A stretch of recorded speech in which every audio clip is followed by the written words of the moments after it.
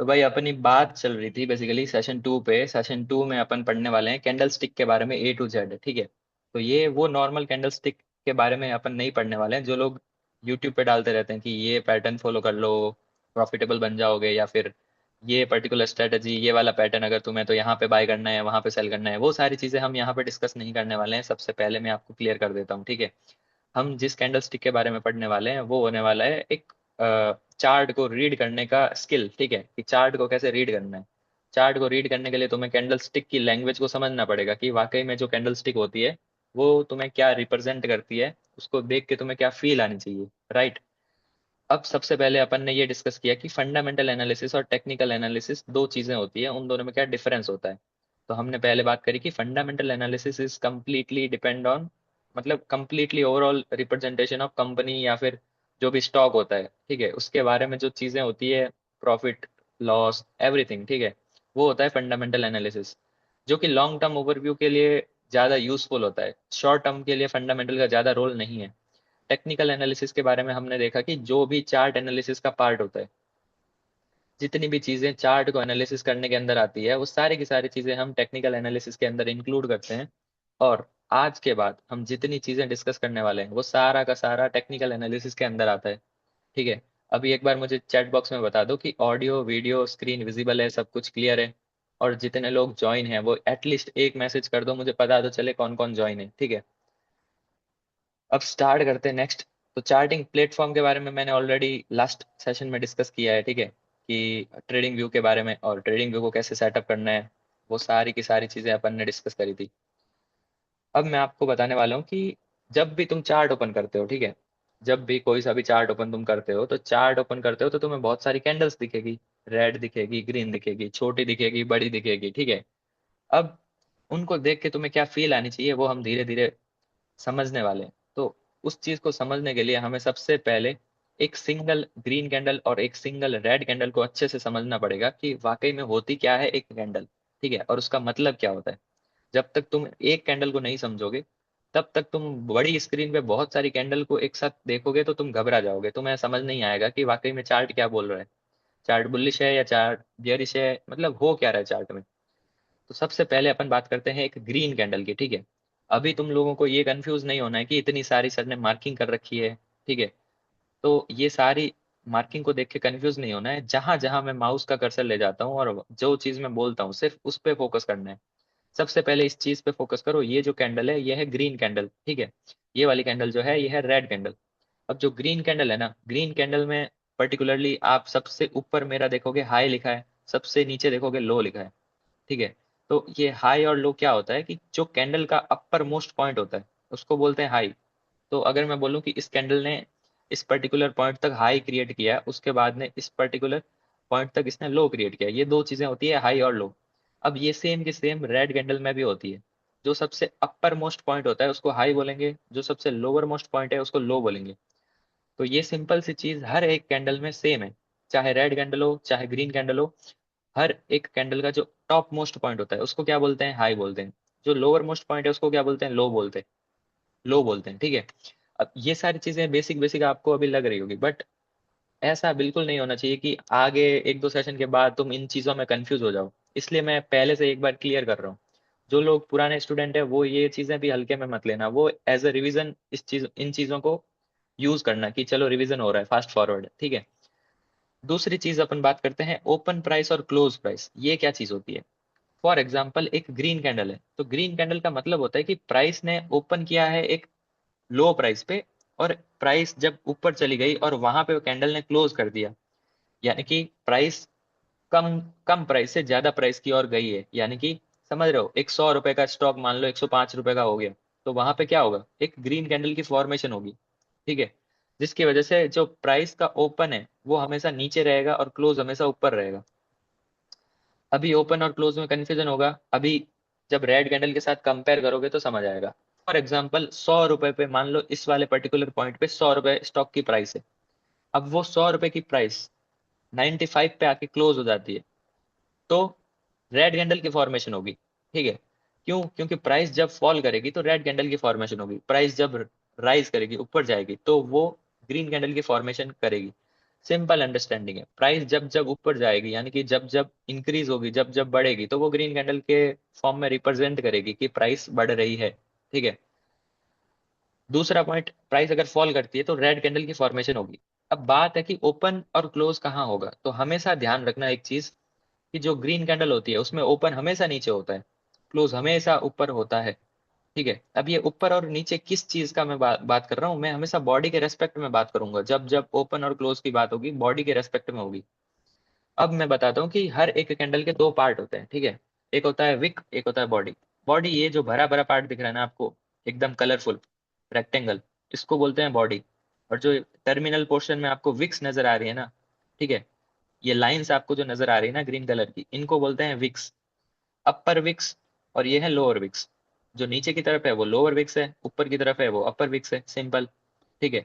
अब बॉडी के बेसिस पे अपन डिसाइड करते हैं कि जो कैंडल है उसका ओपन कहाँ है और उसका क्लोज कहाँ है। ठीक है। ग्रीन कैंडल में लोअर मोस्ट बॉडी का पार्ट जो होता है वो ओपन, और अपर मोस्ट बॉडी का पार्ट जो है वो क्लोज रिप्रेजेंट करता है। रेड कैंडल में जो ओपन होता है वो टॉप मोस्ट बॉडी का पार्ट होता है, और लोअर मोस्ट बॉडी का पार्ट होता है क्लोज रिप्रेजेंट करता है। क्या ये चीज क्लियर है सबको?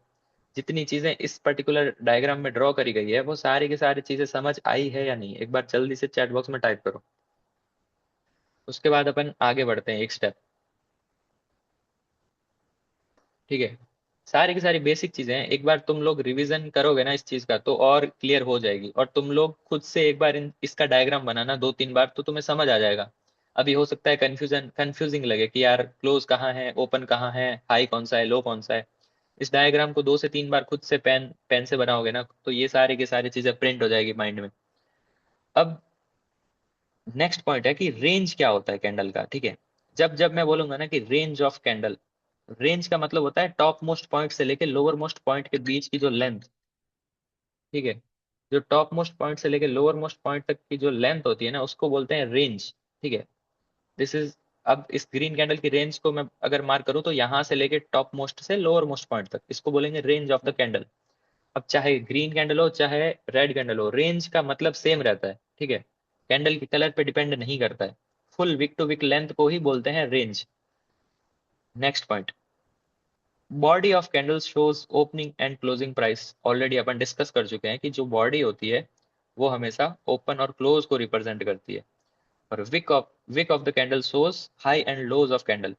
तो ये बेसिकली नोट्स के पर्पस के लिए मैंने ये चीजें लिखी है कि विक्स जो होती है वो हाई और लो को रिप्रेजेंट करती है, जबकि बॉडी जो होती है वो ओपन और क्लोज को रिप्रेजेंट करती है। राइट।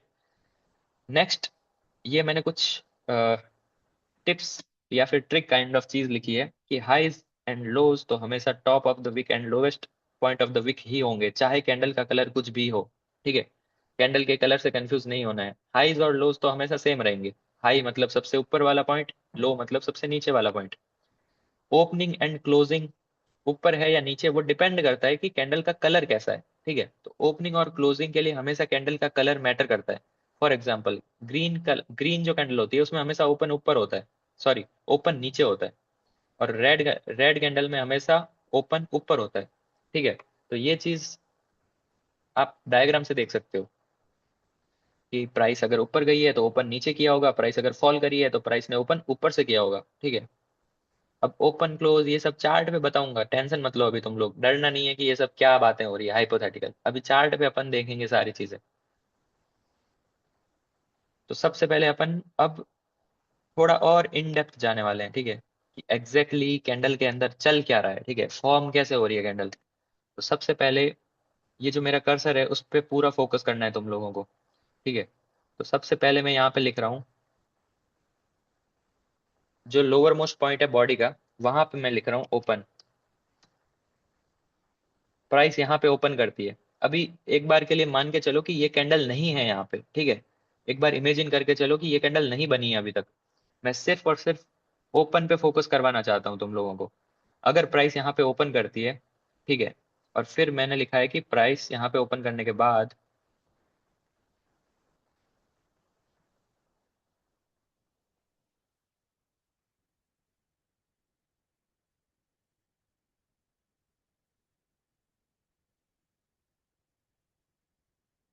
यहाँ पे ओपन करने के बाद प्राइस हल्का सा नीचे जाती है।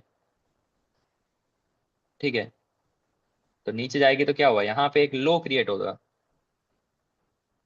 तो यहाँ पे मैं लिख रहा हूँ लो, एक लो क्रिएट होता है, ठीक है। तो अब एक बार के लिए इमेजिन करो, जब प्राइस नीचे गई है तो यहाँ पे एक रेड कैंडल बनी होगी ना, क्योंकि प्राइस जब ओपन करती है और ओपन करने के बाद प्राइस जब नीचे फॉल करती है तो यहाँ पे एक थोड़े टाइम के लिए, शॉर्ट ड्यूरेशन के लिए एक रेड कैंडल की फॉर्मेशन हुई होगी, ठीक है। बट हमें तो यहाँ पे ग्रीन कैंडल दिख रही है, बिकॉज अभी तक कैंडल ओपन है, उसके बाद क्लोज नहीं हुई है, ठीक है। अब कैंडल क्लोज कब होती है वो डिपेंड करता है टाइम फ्रेम के ऊपर, कि अगर 1 मिनट का टाइम फ्रेम यूज कर रहे हो तो हर 1 मिनट में चार्ट पे एक नई कैंडल प्रिंट होती है। अगर 5 मिनट का टाइम फ्रेम यूज करोगे तो हर एक 5 मिनट में एक नई कैंडल प्रिंट होती है, ठीक है। तो ये नहीं सोचना है कि सर ये कैंडल चल कैसे रही है, ठीक है। तो वो डिपेंड करता है टाइम फ्रेम के ऊपर, तुम कौन से टाइम फ्रेम पे देख रहे हो कैंडल को, ठीक है। अभी अपन चार्ट पे भी देखेंगे कि हर एक टाइम फ्रेम पे कैसे कैसे कैंडल प्रिंट होती है।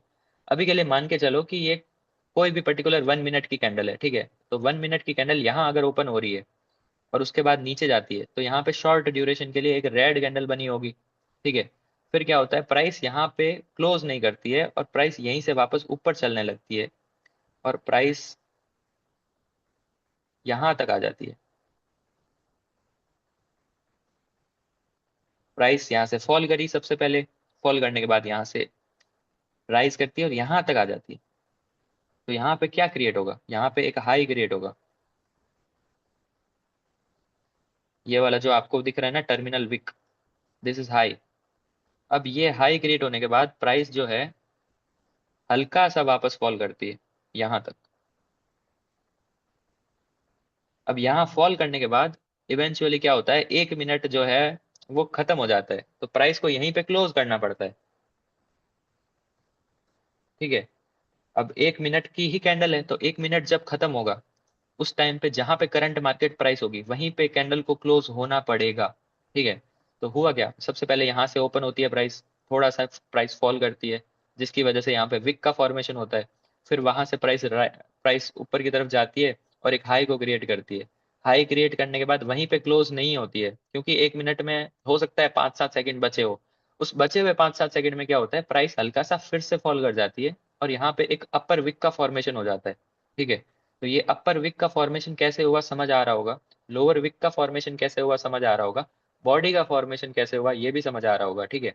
तो एक स्टोरी है, मतलब एक हर एक कैंडल को समझने के पीछे एक स्टोरी है कि एक कैंडल का फॉर्मेशन कैसे हुआ है। अगर मैं तुम लोगों को चार्ट पे दिखाऊं, तो ये एक चार्ट है, ठीक है। ये स्क्रीनशॉट है गोल्ड के 1 मिनट टाइम फ्रेम का। अब ध्यान से फोकस करना सिर्फ ग्रीन कैंडल पे, क्योंकि मैंने ग्रीन कैंडल का एग्जांपल देके तुम लोगों को चीजें समझाइए। तो ग्रीन कैंडल में तुम लोगों को क्या क्या चीजें फोकस करनी है समझो यहाँ पे। सबसे पहले ये दो बड़ी ग्रीन कैंडल आपको नजर आ रही है, ठीक है। तो जो जो पहली ग्रीन कैंडल आपको नजर आ रही है, इसमें अगर मैं बोलूं, जूम इन कर दिया है मैंने, इसमें अगर मैं बोलूं कि ये वाला जो पॉइंट है टर्म सबसे नीचे बॉडी का लोवेस्ट पॉइंट, ये क्या होगा, ओपन। इसके बाद प्राइस ने हल्का सा नीचे गई, ये विक बनाया, फिर वहां से प्राइस ऊपर गई, फिर ऊपर वाला विक बनाया, फिर हल्का सा वापस नीचे आई और यहाँ पे क्लोज कर देती है। तो यहाँ पे अपर बॉडी बन जाती है, ठीक है। तो ये ओपन हो गया प्राइस का, ये प्राइस का क्लोजिंग पॉइंट हो गया, ठीक है। अब ध्यान से नजर डालो कि यहाँ पे जैसे ही प्राइस क्लोज करती है ना इस पर्टिकुलर पॉइंट पे,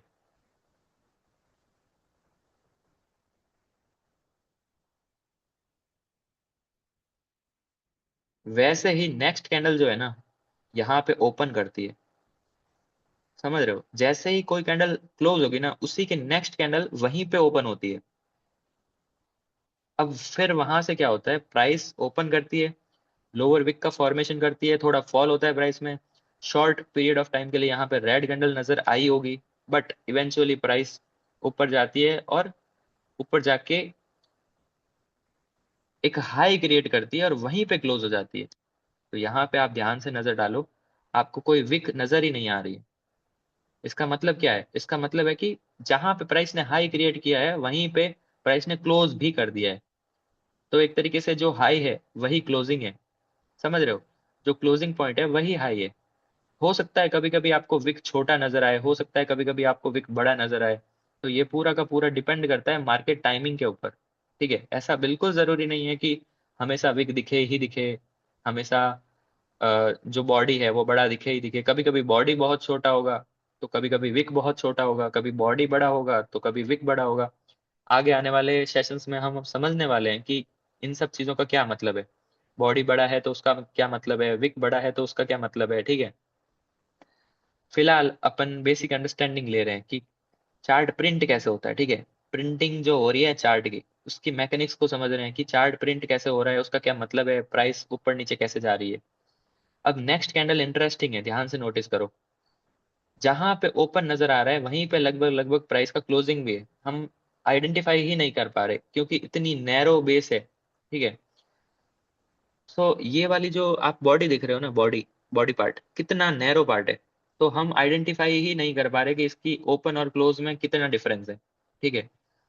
तो ऐसे सिनेरियो में हम लोग ये मान के चल रहे हैं कि बहुत कम डिफरेंस है, बट अगर इसको समझना है कि ये कैंडल ने इतने लंबे विक्स कैसे बनाए होंगे, तो उसको समझने के लिए आप ये समझ सकते हो, जो बॉडी का अपर मोस्ट पार्ट होगा वहां क्लोज, वहां ओपनिंग प्राइस होगा, बिकॉज ये रेड कैंडल है। रेड कैंडल में याद करो ओपन प्राइस कहाँ होती थी।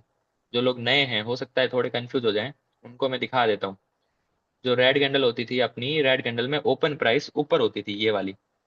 तो यहाँ पे जो रेड कैंडल दिख रही है आपको, तो ये रेड कैंडल में ओपन प्राइस ऊपर होती है। ऊपर ओपन होने के बाद प्राइस इतना ऊपर जाती है, यानी कि जब यहाँ पे हाईएस्ट पॉइंट पे प्राइस, करंट मार्केट प्राइस होगी, उस पॉइंट ऑफ टाइम पे यहाँ पे क्या होगा, एक बड़ी सी ग्रीन कैंडल बन गई होगी। समझ रहे हो। फिर हुआ क्या कि उसी पर्टिकुलर 1 मिनट में प्राइस फॉल कर जाती है, फॉल करके एक लो बनाती है। बट अगेन लो बनाने के बाद यहाँ पे क्लोज नहीं कर पाती है, फिर से प्राइस थोड़ा सा ऊपर जाके क्लोज करती है। इस पूरे सिनेरियो में हुआ क्या, जहां से प्राइस गई थी ना वहीं लगभग लगभग आके क्लोज कर जाती है, जिसकी वजह से जो जो बॉडी है ना इसका वो बहुत नैरो हो जाता है, ठीक है। तो ये बेसिक अंडरस्टैंडिंग है इस चीज की। अब इस पूरे चार्ट को इसी इसी तरीके से आप बैक टू बैक पूरा रीड कर सकते हो कि हुआ क्या। जैसे मैं फॉर एग्जांपल यहाँ से बॉटम से चालू करता हूँ। यहाँ से ग्रीन कैंडल का जो ये बीच वाली कैंडल आप देख रहे हो ना, इस वाली कैंडल की ओपन यहाँ हुई, प्राइस ने लो लगाया, प्राइस ने हाई लगाया, यहाँ नीचे आके क्लोज किया। नेक्स्ट कैंडल यहाँ ओपन हुई, ओपन होने के बाद चलो मैं इसको यूज करता हूँ। यहाँ पे प्राइस ने ओपन किया, लो लगाया, एक हाई बनाया, हाई बना के फिर वापस यहाँ पे क्लोज किया। नेक्स्ट कैंडल ओपन हुआ ऊपर, हाई लगाया, क्लोज किया नीचे, ठीक है। नेक्स्ट कैंडल ओपन हुआ नीचे, एक लो क्रिएट किया, लो के बाद वापस हाई बनाया, हाई के बाद सस्टेन नहीं कर पाया और प्राइस नीचे आके क्लोज किया, तो यहाँ पे एक ग्रीन कैंडल बनी। फिर अगेन ओपन नीचे हुआ, वापस एक हाई क्रिएट किया, छोटा सा विक बनाया और नीचे आके क्लोज किया। नेक्स्ट कैंडल यहाँ पे ओपन हुआ, प्राइस वापस थोड़ा सा नीचे आया, प्राइस ने एक नया हाई बनाया, हाई बना के हल्का सा नीचे आके क्लोज किया। अब रेड कैंडल आ गई तो कैसे होगा, यहाँ पे ओपन किया ऊपर, हल्का सा हाई क्रिएट किया, नीचे आया, फिर वापस हल्का सा हाई बना के यहाँ पे क्लोज किया। तो इसी तरीके से तुम पूरा इसको रीड कर सकते हो, ठीक है। और एक बार तुम रिकॉर्डिंग जब देखोगे और ऊपर जो मैंने डायग्राम बनाया था वो एक बार जब तुम देखोगे तो सारी चीजें तुम लोगों को समझ आने लगेगी। अभी हो सकता है तुम्हें ये सब चीजें बहुत कंफ्यूजिंग लगे कि कहाँ पे क्लोज कहाँ पे ओपन, क्या क्या चीजें हो रही है, ठीक है। अब अपन रेड कैंडल के बारे में बात कर लेते हैं थोड़ा सा। कुछ लोगों को ये होता है कि सर ग्रीन कैंडल के बारे में आपने डिटेल में बता दिया, रेड कैंडल के बारे में आप बता नहीं रहे हो, इसलिए मैं रेड कैंडल को भी अलग से बता रहा हूँ, ठीक है। तो रेड कैंडल में क्या होता है, हमेशा ओपन प्राइस ऊपर रहती है, ठीक है। प्राइस ने ओपन किया, ओपन करने के बाद प्राइस ने क्या किया, एक हाई बनाया, हाई बनाने के बाद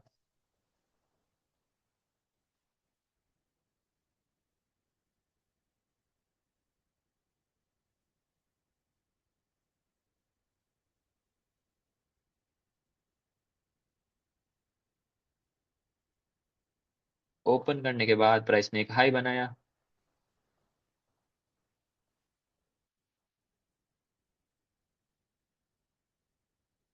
हाई बनाने के बाद प्राइस ने एक लो बनाया,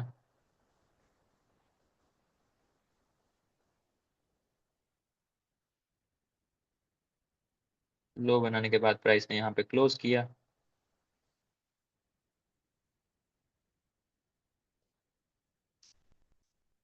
किस बंदे को ये चीजें समझ नहीं आ रही है वो एक बार टाइप करो, और क्या चीज समझ नहीं आ रही है वो भी एक बार टाइप करो, मैं रिपीट कर दूंगा, ठीक है?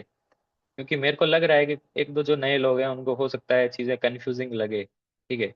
बिल्कुल वो बोल सकता है, घबराना नहीं है कि बाकी सब लोग समझ रहे हैं तो मैं कैसे बोलूं, ठीक है?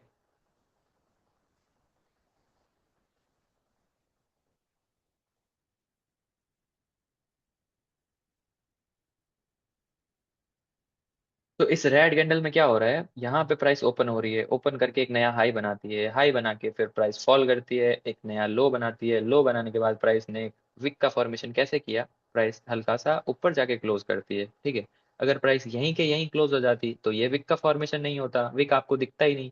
बट ये विक दिख रहा है बिकॉज मार्केट टाइमिंग के अंदर जस्ट जब ये कैंडल क्लोज होने वाली थी, इसका पर्टिकुलर टाइम, कैंडल का ड्यूरेशन खत्म होने वाला था, उससे पहले प्राइस थोड़ा सा ऊपर चली जाती है, ठीक है? तब ये विक का फॉर्मेशन होता है। तो इस तरीके से तुम वापस इस सेम स्क्रीनशॉट को मैंने यहाँ पे भी अटैच किया है, यहाँ पे तुम अगर देखोगे ना, हर एक रेड कैंडल के पीछे यही सेम स्टोरी है। प्राइस हमेशा ओपन ऊपर करती है, ऊपर ओपन करके नीचे क्लोज करती है, ऊपर ओपन करके नीचे क्लोज करती है, ऊपर ओपन करके नीचे क्लोज करती है, ऊपर ओपन करके नीचे क्लोज करती है। तो ये स्टोरी रेड कैंडल की हर बार सेम रहती है। तो ये चीजें जो है, ये तुम लोगों को माइंड में पहले से क्लियर होनी चाहिए कि एग्जैक्टली कैंडल प्रिंट कैसे होती है चार्ट पे। सबसे पहला पार्ट है कैंडल स्टिक का, ठीक है? ये जो चीजें मैंने आज बताई है वो सबसे पहला पार्ट है, ठीक है? इसके बाद में और बहुत फर्दर पार्ट्स आने वाले हैं, ठीक है? सेशन 3, सेशन 4, सेशन 5, हो सकता है 2 4 सेशन सिर्फ कैंडल स्टिक को मास्टर करने में अपन को लग जाए, ठीक है? एक साथ में बहुत सारे इंफॉर्मेशन नहीं देना चाहता, क्योंकि एक साथ अगर बहुत सारी इंफॉर्मेशन दूंगा तो हो सकता है तुम लोग कंफ्यूज हो जाओ, ठीक है? और अच्छे से तुम लोग समझ भी नहीं पाओगे चीजों को, और तुम्हें प्रैक्टिस करने का भी टाइम नहीं मिलेगा। इसलिए मैंने चीजों को सेगमेंट बाय सेगमेंट डिवाइड किया है। जैसे कि इस पर्टिकुलर सेशन में अपन ने ये समझा कि exactly green candle red candle कैसे प्रिंट होती है, ठीक है? उसके पीछे क्या फील होती है। अब अपन लाइव चार्ट पे एक बार देखते हैं टाइम फ्रेम का रिलेशन। हमारे सामने ये गोल्ड का चार्ट है, ठीक है? अब गोल्ड के चार्ट में मैंने 1 मिनट टाइम फ्रेम खोला हुआ है, और मैं जूम इन करके रख रहा हूँ, और तुम लोग सिर्फ नोटिस करना कि कैसे चार्ट चल रहा है, ठीक है? आपको कुछ नहीं सोचना है, एक बार के लिए बस देखते रहो कि कैसे रेड कैंडल बनती है, कैसे ग्रीन कैंडल बनती है, उसकी फील लो तुम लोग।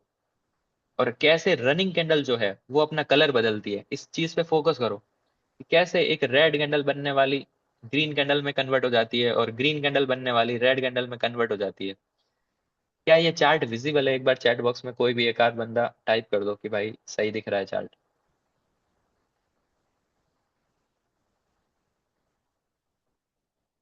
ठीक है? तो समझ आ रहा है कैसे कैंडल प्रिंट हो रही है। पहले ग्रीन थी, अब रेड दिख रही है, ठीक है? अब वापस ग्रीन दिख रही है। अब ये जब तक यहाँ पे देखोगे ना, एक टाइमर चल रहा है छोटा सा, 17 सेकंड, 16 सेकंड, 15 सेकंड। ये टाइमर किस चीज का है? ये टाइमर है टाइम फ्रेम का। यहाँ पे ये जो टाइम फ्रेम है ना, 1, this is time frame interval. तो ये टाइम फ्रेम मैंने पिछले सेशन में बताया था कि कैसे चेंज होता है। यहाँ पे सारा टाइम फ्रेम आप चेंज कर सकते हो। अब 1 मिनट का टाइम फ्रेम मैंने इसलिए चूज किया है कि तुम लोग जल्दी से समझ पाओ कि वाकई में प्रिंट कैसे होती है कैंडल। अगर मैं यहाँ पे 4 आवर का लगा देता तो एक कैंडल, सिंगल कैंडल को प्रिंट होने में ही 4 आवर्स लगते। तुम लोग ये समझ ही नहीं पाते कि क्लोज कैसे हो रही है। अब देखो ये कैंडल जस्ट अभी प्रिंट हुई है। इस इसकी प्रिंटिंग ड्यूरेशन में तुमने कितने चेंजेस देखे होंगे। कभी ग्रीन बन रही है, कभी रेड बन रही है। एट द एंड क्या हुआ, जहां ओपन है उसके हल्का सा नीचे प्राइस ने क्लोज कर दिया। अब ये ग्रीन कैंडल प्रिंट हो रही है, इसको देखो कैसे प्रिंट हो रही है।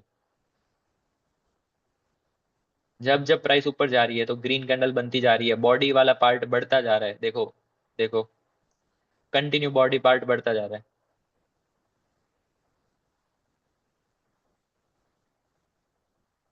ये वाली कैंडल एक बार और क्लोज हो जाने देते हैं, फिर अपन आगे की बात करेंगे। 8 सेकंड, 7 सेकंड, 6 सेकंड, 5 सेकंड।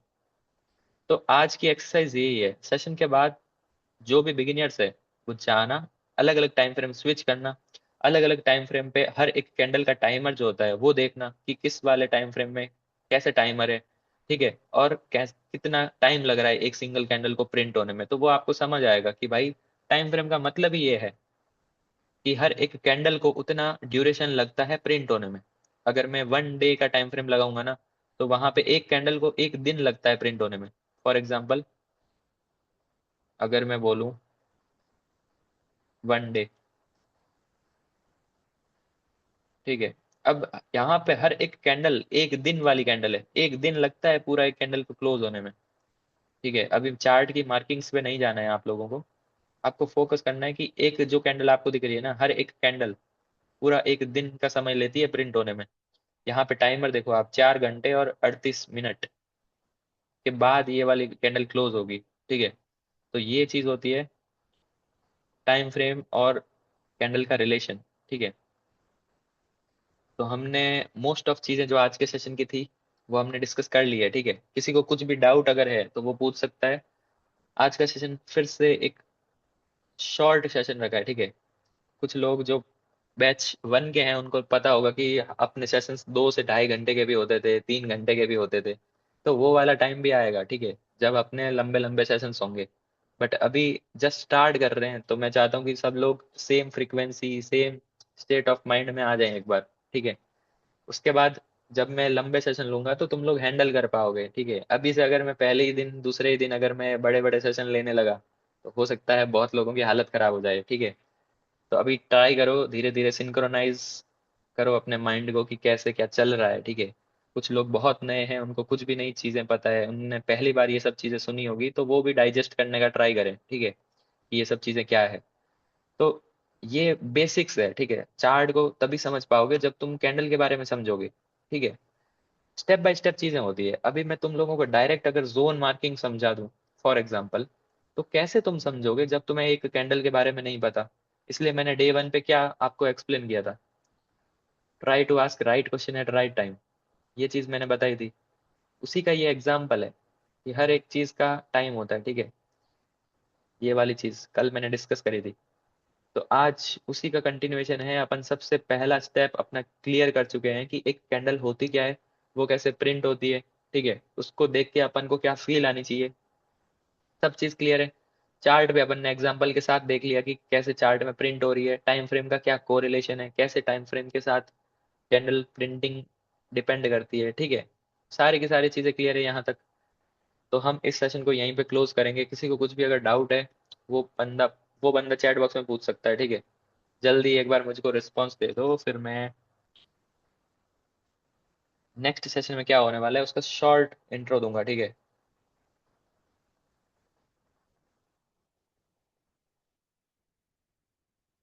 यहाँ तक सब चीजें क्लियर है, जल्दी से चैट बॉक्स में रिप्लाई दो। फिर अपन डिस्कस करते हैं कि नेक्स्ट नेक्स्ट जो सेशन होने वाला है उसमें अपन क्या क्या चीजें डिस्कस करने वाले हैं।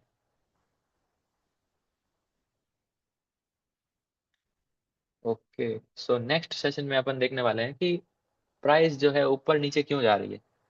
सबसे बेसिक क्वेश्चन जो तुम्हारे दिमाग में आना चाहिए, अगर नहीं आ रहा है तो, कि प्राइस ऊपर नीचे क्यों जा रही है, why price goes up and down in the financial market. यहीं से स्टार्ट होता है डिमांड एंड सप्लाई का इंट्रोडक्शन, ठीक है, कि प्राइस ऊपर नीचे क्यों जा रही है। एक और चीज मैं तुम लोगों को बताना चाहता हूँ कि तुम लोगों के दिमाग में ये क्वेश्चन आ रहा होगा कि सर, हम ट्रेडिंग सीखने के लिए ये सब बैच वैच ज्वाइन किए हैं, आप ट्रेडिंग की बात काहे नहीं कर रहे हो, आप ये सब कैंडल स्टिक और ये इतने मतलब बुकिश नॉलेज की बात क्यों कर रहे हो। कितने लोग ऐसे हैं जिनको ऐसा लग रहा है कि ये सब सर क्या चल रहा है, एंट्री स्टॉप लॉस ये बताओ सर, कहाँ कैसे बाय करना है। कोई है ऐसा, तो वो चैट बॉक्स में जरूर मैसेज करे, उसके लिए रेस्पेक्ट बढ़ेगी मेरे दिल में।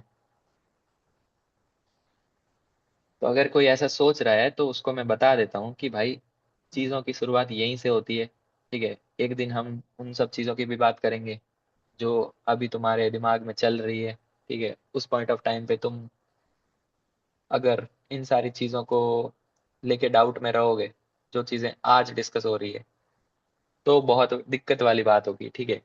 तुम जब एंट्री स्टॉप लॉस की बात हो रही है, तब तुम्हें कैंडल की फील नहीं आ रही कि कैंडल कैसे फॉर्म हो रही है, तब बहुत बड़ी दिक्कत आ जाएगी, ठीक है। इसलिए जो चीजें बताई जा रही है वो सोच समझ के बताई जा रही है, सोच समझ के जिस सीक्वेंस में बताई जानी चाहिए उसी सीक्वेंस में बताई जा रही है। चीजों को डिलीवर करने में टाइम लगता है, ठीक है।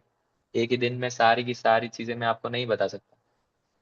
तो आपको पेशेंस के साथ वेट करना है हर चीज का, हर एक सेशन के नोट्स बनाने हैं, जो जो चीजें एज अ होमवर्क बताई जाए वो चीजें करनी है, कम्युनिटी पे एक्टिव रहना है। और जो लोग सेशंस अटेंड नहीं कर पा रहे हैं, ठीक है, लैक ऑफ डिसिप्लिन, उनको वो मैसेज ही सीन नहीं कर पा रहे हैं गलती से, या तो उनके नोटिफिकेशन ऑफ है, कुछ भी दिक्कत हो, ठीक है, तो वो लोग प्लीज जब रिकॉर्डिंग ये वाली देख रहे हैं तो वो मान के चलो कि तुम अगर इतने भी सीरियस नहीं हो पा रहे हो कि मेंटरशिप बैच में इनरोल करने के बाद तुम लोग सेशन के टाइमिंग पे अवेलेबल नहीं हो पा रहे हो, तो बहुत बड़ी दिक्कत की बात है, ठीक है। तो तुम्हारा पहला होमवर्क होने वाला है प्रिपेयर एंड रिटन नोट्स।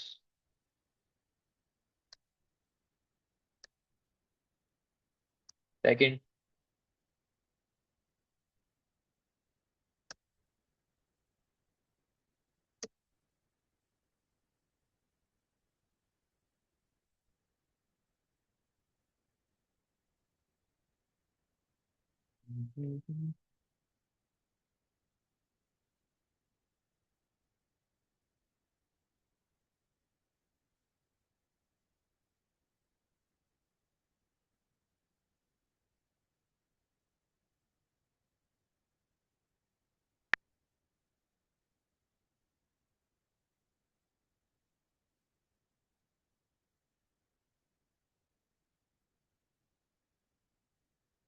तुम्हारा है हर एक टाइम फ्रेम को स्विच करके तुम्हें देखना है कि वहां पे टाइमर जो दिख रहा है उसको देख के समझना है कि हर एक कैंडल को कितना टाइम लगता है प्रिंट होने में, ठीक है। अभी मैं बोल के बता चुका हूँ, फिर भी तुम लोगों को खुद से ये चीज करनी है। जब तक तुम खुद से नहीं करोगे तब तक तुम्हें वो फील नहीं आएगी, ठीक है। तुम खुद से ये एफर्ट डालो, ठीक है। ऐसा नहीं कि आलस आलस में जब सेशन हो रहा है तब सेशन देख लिया, उसके बाद फिर से अपने रूटीन लाइफ में बिजी हो जा रहे हो, ठीक है। वो सब चीजें नहीं करनी है। एटलीस्ट तुम लोगों को जो चीजें बता रहा हूँ वो चीजें करनी है, उसके अलावा भी खुद से एक्सप्लोर करनी है चीजें, ठीक है। वो तुम्हारे इंटरेस्ट पे डिपेंड करता है। हो सकता है कोई बंदा बहुत ज्यादा मोटिवेटेड है ट्रेडिंग में, उसको भाई किसी भी हालत में ट्रेडर बनना है, ठीक है, उसके अंदर आग लगी है ट्रेडर बनने की, तो वो तो भाई एक्स्ट्रा एफर्ट देगा। सेशंस तो उसके लिए जस्ट एक एड ऑन है कि चलो सेशन मिल रहा है, तो सेशन के अलावा भी वो एफर्ट डालेगा, खुद से एक्सप्लोर करेगा चीजें, उसको डाउट्स आएंगे तो वो पूछेगा, ये सब चीजें वो खुद से करेगा। कुछ लोग ऐसे भी होंगे इसी बैच में, जो लोग ऐसा, उनका माइंडसेट ऐसा होगा कि अब मैंने इनरोल कर लिया है बैच में, अब सर की पूरी जिम्मेदारी है कि मुझे ट्रेडर बना दे, ठीक है। तो ऐसा अगर कोई बंदा सोच रहा है, जो 100% ये सोच रहा है कि मुझे तो कुछ नहीं करना है, अब तो सर की जिम्मेदारी है, जो करेंगे सर करेंगे, तो भाई उनको मैं बता देता हूँ कि मेरा पार्ट जो है वो सिर्फ 30% है, 70% पार्ट तुम्हारा है, तुम्हें खुद से मेहनत करनी है, तभी तो कुछ हो पाएगा, वरना कुछ नहीं हो पाएगा, ठीक है। सिंपल शब्दों में बता रहा हूँ, कोई फेक ड्रीम्स तुम लोगों को नहीं दे रहा हूँ कि ये हो जाएगा वो हो जाएगा, कुछ भी नहीं होगा भाई। तुम भी यही हो, मैं भी यही हूँ, अगर तुम कुछ एफर्ट नहीं डालते हो तो सिर्फ तुम अपना समय वेस्ट कर रहे हो, ठीक है, समय वेस्ट कर रहे हो। तीसरा होमवर्क अपना होने वाला है,